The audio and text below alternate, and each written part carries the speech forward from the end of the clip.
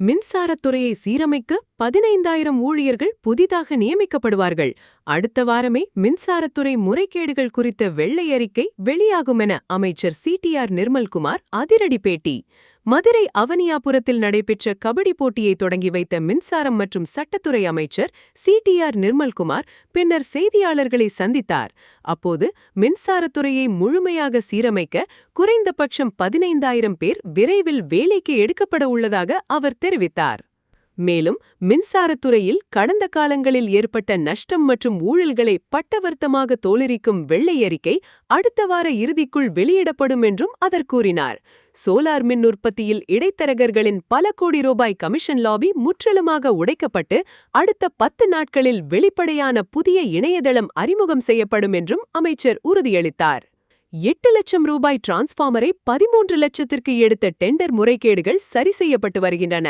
அதேபோல் செந்தில் பாலாஜி மற்றும் அனிதா ராதாகிருஷ்ணன் மீதான CBI நடவடிக்கைக்கு கவர்னர் ஏன் இன்னும் ஒப்புதல் அளிக்கவில்லை? ஒன்றிய அரசும் திமுகவும் மறைமுகமாக இணைந்து செயல்படுகிறார்களா என்ற பலத்த சந்தேகம் எழுந்துள்ளது. தொடர்ந்து பேசிய அவர், தமிழ்நாட்டில் குற்ற சம்பவங்களில் ஈடுபடுபவர்கள் மீது இந்த ஆட்சியில் உடனுக்குடன் கடுமையான நடவடிக்கைகள் எடுக்கப்பட்டு வருவதாகவும் குறிப்பிட்டார். நம்ம மதுரையில இப்போ வந்து மாநிலம் முழுவதும் பல பகுதிகளிலிருந்து கலந்து கொள்ளும் கபடி போட்டி தற்போது துவங்கப்பட்டுள்ளது. 32க்கும் மேற்பட்ட அணிகள் மாவட்டத்தில் மட்டுமே கலந்து கொள்ளாங்க. மாநிலத்தில் பல்வேறு அணிகள் வந்து கலந்து கொள்றாங்க. இது வந்து தலைவருடைய தளபதி அண்ணன் விஜய் அவர் நம்மளுடைய தமிழக முதல்வர் அவருடைய பிறந்த நாளை ஒட்டி இந்த கபடி போட்டி துவங்கப்பட்டுள்ளது. இது வருகாலம் நடந்து முதல் பரிசு வழங்கப்படும். இன்னைக்கு அந்த போட்டி வந்து இப்போது துவங்கி வைத்து இங்கே முதல் போட்டியை ஆரம்பிக்கிறது.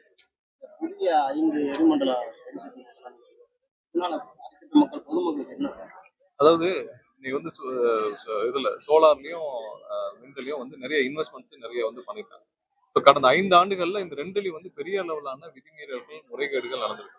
அதுல வந்து என்னன்னா பெரிய லெவலில் இப்ப நீங்க ஒரு சோலார்ல வந்து ஒரு அப்ளிகேஷன் கொடுக்கணும். நீங்க அப்ளிகேஷன் கொடுக்கணும்னாலே ஒரு சில தனிநபர்களை வைத்து அவங்க மூலியமா ஒரு மெகாவாட் இவ்வளவு ரூபாய் அப்படின்னு சொல்லிட்டு நீங்க வந்து சோலார்ல நீங்க அப்ளிகேஷனே கொடுக்க முடியும். நான் கேள்விப்பட்டவரை ஒரு மெகாவாட்டுக்கு 25 லட்சம் ரூபாய் நீங்க கொடுத்தாதான் நீங்க அப்ளிகேஷனே உள்ள போகும். ஸோ அந்த அப்ளிகேஷன் உள்ள போனதுக்கு அப்புறம் நீங்க வந்து எங்க போய் அதை வந்து கமிஷன் பண்ணணும்னு இருக்கும். கமிஷன்னா நீங்க செட்டப் பண்ணணும்னு இருக்கும். ஸோ அந்த இடத்தையும் அவர்களே தருவார். அதுல வந்து ரியல் எஸ்டேட் புரோக்கர்ஸ் எல்லாம் சேர்ந்து ஒரு 200-300 ஏக்கரை வாங்கி வச்சிருப்பாங்க. அவங்ககிட்டே வந்து நீங்க 10 லட்ச ரூபாய் பொறுமானம் உள்ள ஒரு இடத்தை அதே ரியல் எஸ்டேட் புரோக்கர்கிட்ட போய் நீங்க பல கோடி கொடுத்து வாங்க வேண்டியிருக்கும். வாங்கிட்டு அங்கேயே வந்து பூல்டு சப்ஸ்டேஷன் சொல்லி இவர்களே வந்து வாங்கி வச்சிருக்காங்க.